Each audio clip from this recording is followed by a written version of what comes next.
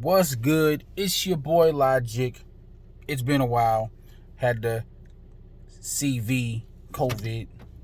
Uh, Made a pretty much a full recovery. It was bad, but it wasn't bad. I've been worse. I've had a flu that's affected me a lot worse. But for those who are on the fence about getting vaccinated and stuff like that, I always say like this, man, you do your research, do what you feels right. I'm not going to be the type of person to say, do what I did. I didn't get vaxxed. I'm probably not going to get vaxxed. And that's not because I'm anti-vax. It's just because I'm kind of like anti-guinea pig. And what I mean by that is that typically most vaccines that have been taken have been tested a little bit longer. And if you would have asked me to take any other vaccine that's been created like 10 years ago, whatever, that's actually went through the trials and stuff like that, I'll take it. You know, if there's a new flu vaccine right now or whatever, or cold or whatever, a measles vaccine or whatever the case may be, I'll take it. I would be like, all right, the measles have been around for a while. They've, mastered the vaccine for it, and I'd be more willing to, take it because I trust it more. I just don't trust this particular vaccine. So it's not anti-vax in general. Like, I wouldn't take any vaccine. It's just this one in particular, in my opinion. I don't think it's been through enough rigorous, the testing. You know what I'm saying? So I took I lost about a week of work. I've had it for a total about 2 weeks. I was actually at work having symptoms, thinking I was sick, like having a cold or a flu or something. But after in the second week, when it kind of kicked up a little bit, I went and got checked out, COVID, whatever. So, but a week after that, I'm pretty much back to normal. Didn't lose any of my senses or anything. Just, I had some body aches, and some, exhaustion issues. Like, I was like really, sometimes I'd be a little out of breath, and I'd be a little tired, and I didn't have the energy. But enough of that. I'm back, and I wanted to talk about the main differences between men and women, as far as like the moral boundaries, structure, code. I think I've kind of went. I think I've talked about this before, but the conversation came up again with a friend of mine. I was at his house, and I kind of had a better like analogy or something like that. Well, basically it came up because I'm a comic book collector, and Superman's son came out as bi, and like a month or so ago, Tim Drake, one of the like 3 or 4 Robins, he came out as bi too. And I said, that's like, if I don't know if y'all can kind of see the connection there, that within months of each other, both, you can kind of count Superman's son as a sidekick in a way, but former sidekicks or whatever you would say, both men came out bi.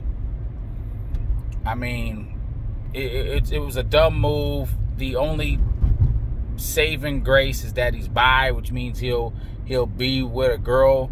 But when it comes to me, and my way I think about guys is when a guy crosses that line to liking penis, I just call him gay. I just call him gay because and how I explained it to my homie, I said, look, if your morals, boundaries, way of life, philosophy was a wall, you know what I'm saying, and happiness was on the other side of that wall, whether it be a girl, some dick, money, whatever. If a guy had to cross over that wall, which represented everything that he stood for, most men, most of the time, will not cross that wall. Because they'll say that, hey, I built this wall on the foundation of my principles and shit, and I'm not willing to go over that. But every now and then a guy will do it, and he had to get to such a place to do it, because typically men don't do it.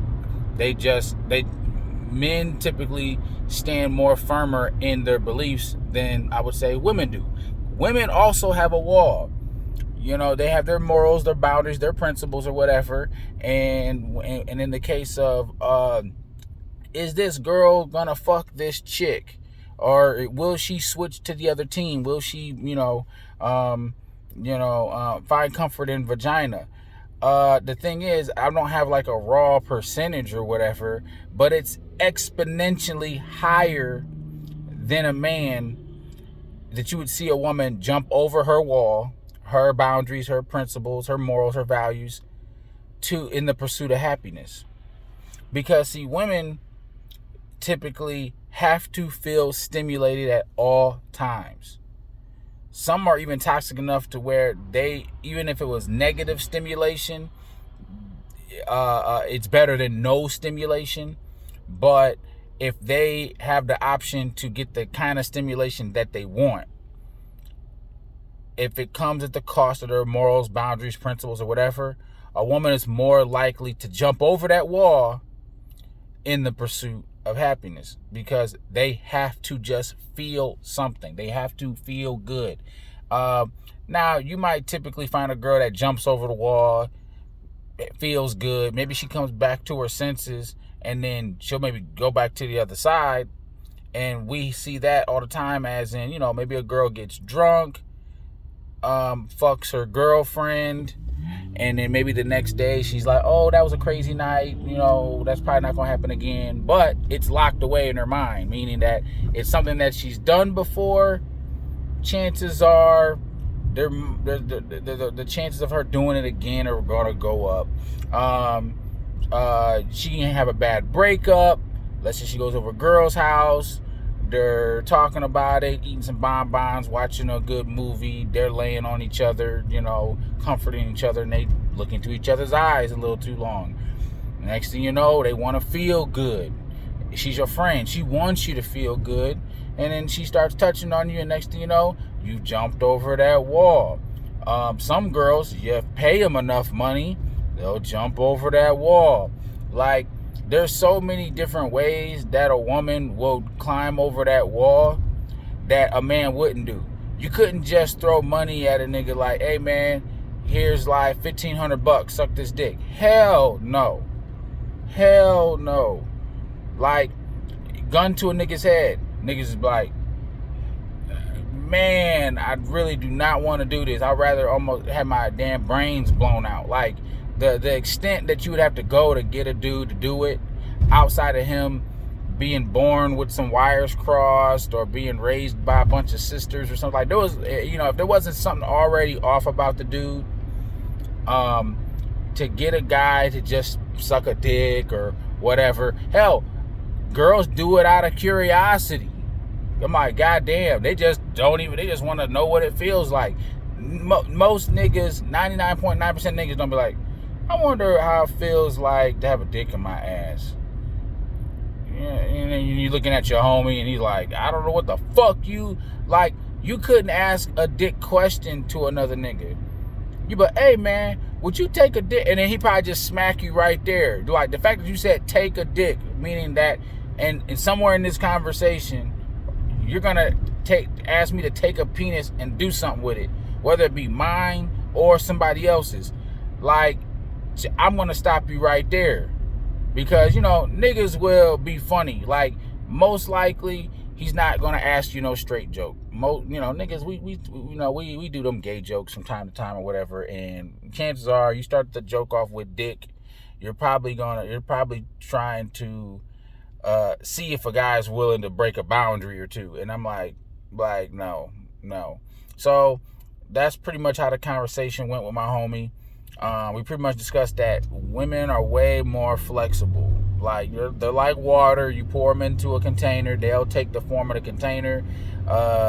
Guys are like ice. Like, if you had a frozen square of ice and you try to slide that into like a round cylinder thing, like that's how we fit. You'd have to pound us into there, chip the edges to try to get us to fit in there. Like that's like the resistance level. It's like we're not even made to go over there. I mean, like I said, but if a guy gets pounded enough, no pun intended, that there might be a situation where a guy might do it. But like I said, it's so rare that I wouldn't even really count it like that. Like if a dude's gay or bi or whatever, like I said, he was going through some trials and tribulations in life. Maybe he was molested, maybe he was abused, maybe he's been through some bad breakups, experience with the opposite gender. Enough bad experiences, it just makes you wander and question and do all this stuff. It's just that girls, their threshold is so low that it could be one bad relationship that was, maybe it was a long relationship. It was like, it was a 5-year relationship that just, you thought it was gonna be the white picket fence, the marriage, the everything, and then let's say he pulls the rug from under you, and it could be so devastating. Like she'll go to the other team.